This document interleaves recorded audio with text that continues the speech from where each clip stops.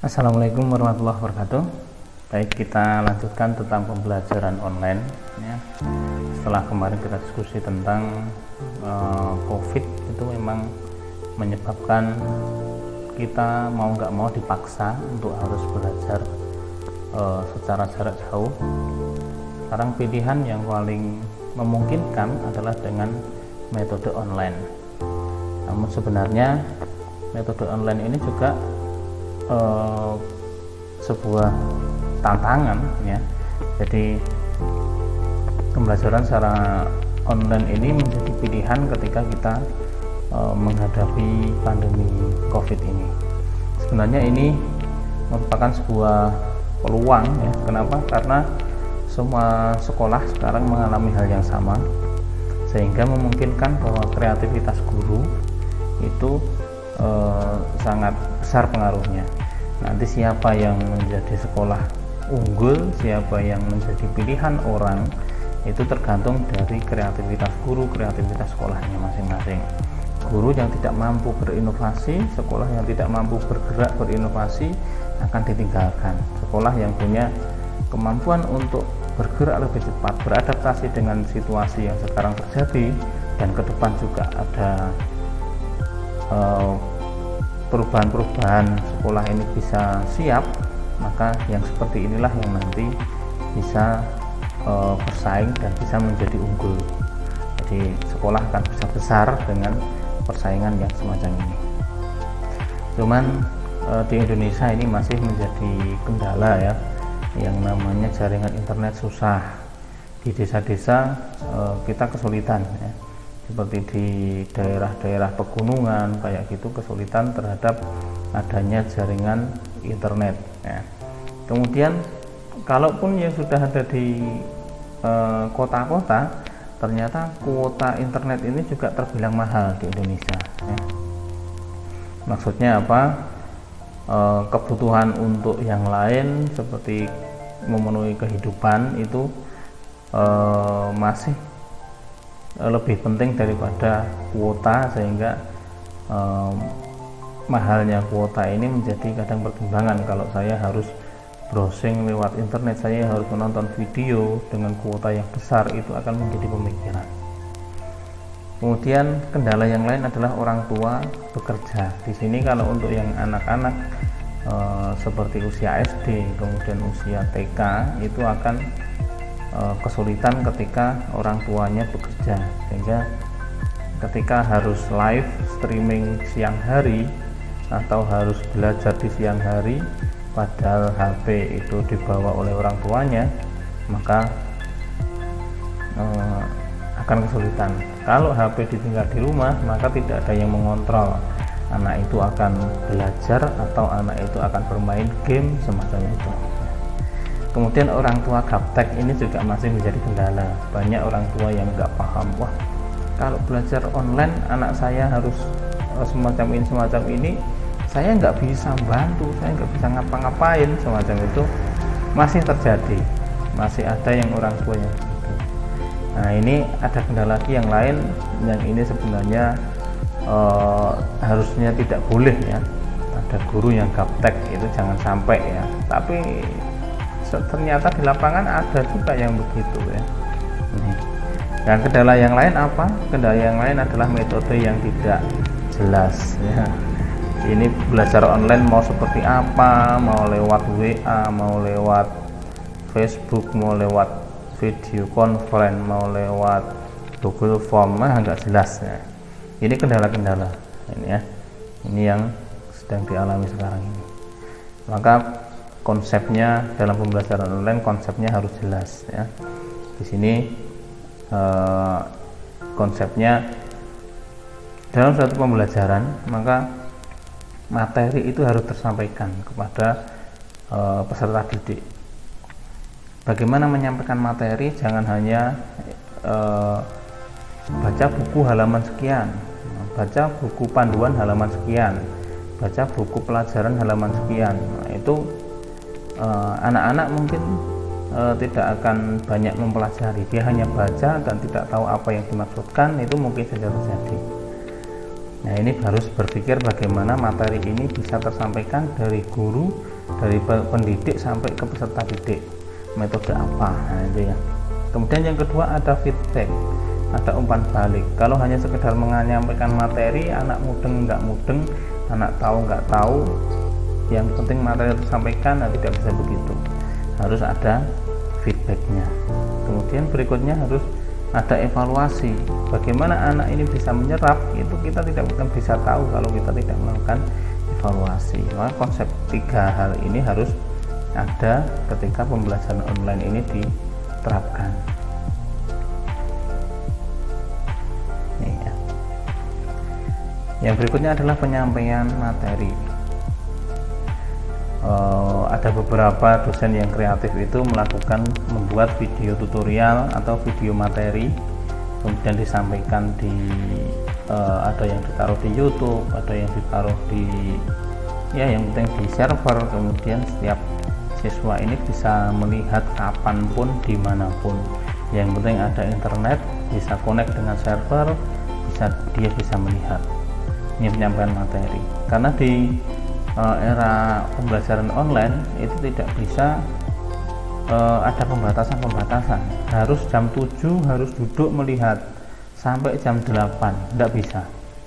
Kalau waktu itu anak atau peserta didik baru ada kesibukan, ya biarlah mereka sesuai kesibukannya, tapi yang penting materinya bisa dilihat kapan, jam 10 boleh, jam 12 boleh, jam 15 boleh, bahkan jam 21 malam boleh juga. Nah, ini kalau materinya bisa disimpan di server, maka dengan mudah nanti anak-anak peserta didik akan bisa mengakses.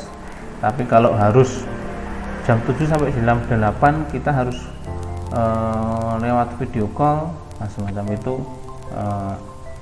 mungkin akan sangat kesulitan. Bisa berupa video, bisa berupa materi PDF, PowerPoint, yang penting ini ada di server, mereka bisa melihat ya. Kemudian feedback, diskusi. Bagus ini sebenarnya dengan kayak video conference dengan online, tapi ini nanti akan terbatas waktu. Jam 7 sampai jam 8 kita video conference menyampaikan materi ini, feedbacknya mau tanya apa silahkan, seperti itu. Tapi ada beberapa dosen, beberapa guru yang melakukannya dengan cara chatting, bisa dengan WA, bisa dengan Twitter, bisa dengan email, semacam itu. Ini bisa memperluas batasannya biar tidak ada batasan waktu.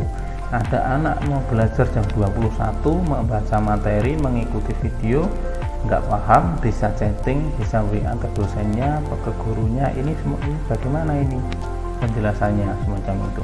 Ada yang bisanya mempelajari jam 6 sore, jam 6 sore dia akan chatting. Ada yang belajar jam 24 malam, jam 24 malam dia akan chatting.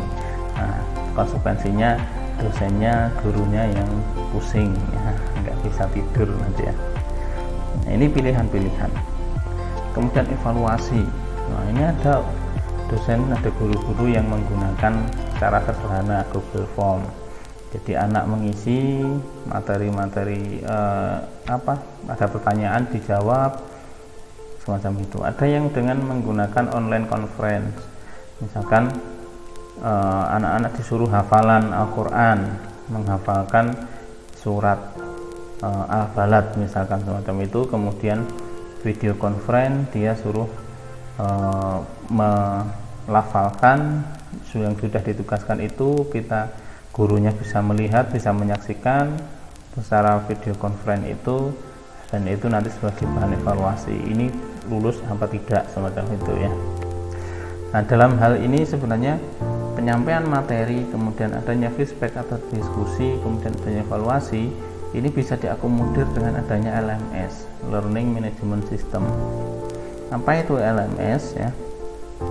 Ini sebuah aplikasi sebenarnya yang bisa ditanam di server. Ada yang mereka sudah membuat platform semacam ini, psikologi, ini ada platform di internet, kita tinggal login, kita tinggal registrasi, kemudian kita login menjadi dosen atau menjadi siswa, nanti ada kita mengisikan konten semacam itu. Isi kelas juga sama, kita sign up, kemudian kita menjadi dosen atau menjadi guru atau menjadi siswa, kemudian kita membuat sebuah course, membuat sebuah materi, misalkan matematika. Nah, itu ada materi 1, pokok bahasan 1, 2, 3, 4, 5, kita masukkan di situ semua. Siswa akan tinggal melihat, membaca, mempelajari. Nih, kalau Moodle ini open source yang bisa kita download kemudian kita taruh di server. Kalau kita sekolahan ini sekarang kan versinya modelnya adalah zonasi. Kalau akan mau siswa model zonasi, maka sekolahan ini siswa itu hanya berada di radius 5 km dari sekolah. Bisa saja misalkan sekolah membuat server, kemudian diisi Moodle ini, kemudian materi-materi guru dimasukkan ke situ semua, kemudian di sekolah itu dibikin tower yang besar, yang tinggi, kemudian seluruh siswa ini mengakses jaringan LAN dari sekolah. Nah, ini sangat bagus sekali. Ini nanti tidak butuh internet lagi, yang penting siswa bisa connect dengan jaringannya sekolah, bisa belajar kapan saja di lingkungan radius 5 km dari sekolah itu. Wah, enak sekali ya. Kalau ini sekolah mau berpikir agak susah, nanti hasilnya juga akan luar biasa, karena akan menghemat bandwidth, akan menghemat kuota internet, akan menghemat macam-macam ya. Ini jadi pilihannya sebenarnya banyak sebenarnya ya, dengan learning management system ini. Di sini sebenarnya apa yang bisa dilakukan, nah, misalkan video linknya kita bisa taruh di itu, materinya bisa pokok bahasanya bisa kita organisasikan, kemudian video-videonya kita taruh di YouTube, materi di PDF, materi di PowerPoint bisa kita tinggal masukkan listnya, materinya 1, 2, 3, 4, 5, 6 misalkan. Kemudian kalau mau belajar tentang materi ini tinggal mempelajari ke 6-6-nya itu. Nih, organisasi materinya bisa sangat bagus. Kemudian evaluasi, nah ini yang bagus dari adanya learning management system. Melakukan evaluasi bisa dengan mengerjakan tugas, tapi ini yang susah ini nanti adalah dosennya atau gurunya ketika harus membuat soal itu dalam jumlah yang besar.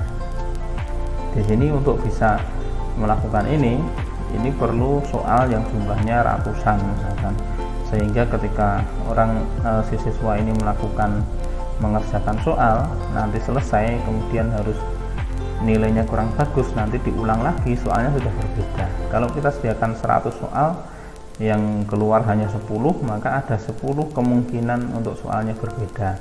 Nah, ini harus pinter-pinternya guru, pinter-pinternya dosen untuk bisa membuat soal menjadi bank soal semacam itu ya.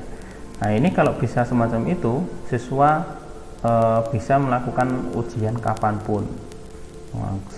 Lebih sering lebih bagus, nanti nilainya akan semakin banyak, semakin bagus. Nah, bisa diulang-ulang. Nah, kalau misalkan hari ini saya tes baru dapat 50, saya besok lagi tes lagi dapat 60, besok lagi tes lagi dapat 70. Kalau saya tes 10 kali, maka nilai saya akan jadi bagus. Nah, konsekuensinya ketika saya melakukan tes sebanyak 10 kali, maka otomatis saya akan belajar sebanyak 10 kali. Saya akan baca ulang, oh ternyata kok nilai saya masih sedikit, saya akan pelajari lagi, materinya saya akan baca lagi, oh ternyata masih jelek, belajar lagi sampai 10 kali, maka saya belajar 10 kali. Inilah tujuannya evaluasi bisa diulang-ulang sampai nilainya bagus. Nilainya bagus berarti dia bisa mempelajarinya. Nah, ini dalam kondisi semacam ini guru bisa menilai ilmunya, kepintarannya, dia pinter enggak sih. Oh ternyata anak ini mengerjakan 2 kali langsung nilainya bagus, maka dia cerdas. Oh anak ini mengerjakannya 50 kali nilainya tapi cuma 70, anak ini mungkin tidak pinter tapi tekun, mengerjakan sampai 50 kali. Kalau bukan orang yang tekun nggak mungkin. Nah ini, jadi kita bisa menilai anak dari beberapa aspek. Ini tentang bagusnya tentang learning management system. Nah, inilah pembelajaran online. Nanti akan kita lanjutkan lagi, mungkin kita akan mempelajari aplikasi-aplikasi apa yang perlu kita pakai. Kita mau bikin video mau pakai apa, kita bikin presentasi seperti apa, seperti yang hari ini saya pakai. Ini juga tidak banyak orang yang menggunakan aplikasi semacam ini ya. Di Indonesia paling tidak banyak. Kalau di luar mungkin banyak yang menggunakan aplikasi semacam ini, tapi di Indonesia tidak banyak. Nanti akan kita diskusikan aplikasi apa agar kita bisa membuat materi yang menarik, yang tentunya begitu ya, biar tidak hanya sekedar PowerPoint saja. Semacam itu kita harus banyak belajar ya. Terima kasih atas perhatiannya. Assalamualaikum warahmatullahi wabarakatuh.